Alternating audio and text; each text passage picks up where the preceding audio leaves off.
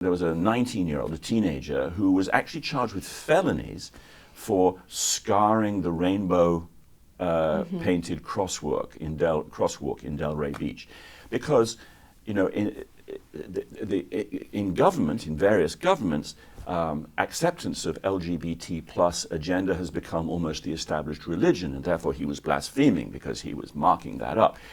And I think the public looks at these things and thinks, wait a second, there was grotesque vandalism here and there was vandalism there, and yet there isn't even an arrest in this case. Welcome to The Debrief, where we talk with the Washington Examiner's top journalists about the headlines they're covering and where the story's going next. I'm Sarah Bedford, and I'm here with Editor-in-Chief Hugo Gurdon. And Hugo, you wrote a column this week titled "The Woke Tide May Be Turning," about some signs that this DEI ideology that was ubiquitous just a couple of years ago may be falling out of favor. What are those signs? Well, a number of universities, for a start, have decided that adopting DEI has done damage to their mission, which is to spread knowledge and free inquiry.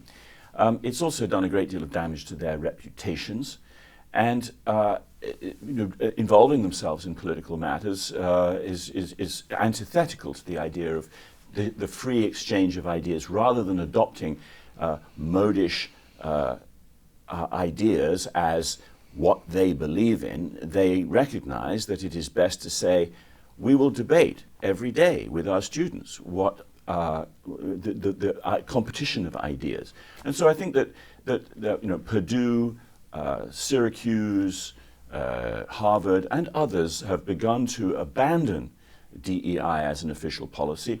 They're not going to make people write DEI statements in their hiring processes, that kind of thing. And so there are some signs that institutions which had kind of fallen for this sort of woke abomination are now pulling back from that, and it's very wise that they should do so. Is there a risk at some of these universities where the DEI bureaucracy is really entrenched that perhaps you could see DEI undergo something of a rebrand but remain functionally in effect? Yes, I think that there is always, I think one can probably assume that these things will come back in different forms. If the same people are running the organizations, if the same people are throughout the administration, they're not just going to say, oh, that was a bad idea, we're going to leave that. There are certain fundamental beliefs that they have. Essentially, we've been seeing this throughout the last 100 years. Marxism came back as different forms of socialism. Socialism came back as a kind of postmodern Marxism. Postmodern Marxism came back as intersectionality and DEI and ESG and all of the modern variants. It is almost certain that these things will come back again because the hard left will continue to try and undermine the traditional values of this country and of Western civilization. And do you expect to see this sort of transition away from DEI occur equally in the public and the private sector? Well, ultimately, perhaps yes, but certainly not immediately. In fact, if anything, the public sector is moving towards more aggressive adoption of various aspects of the woke ideology. I think there's a danger, and that one shouldn't expect politicians or government not to have their views reflected in through the agencies that they command.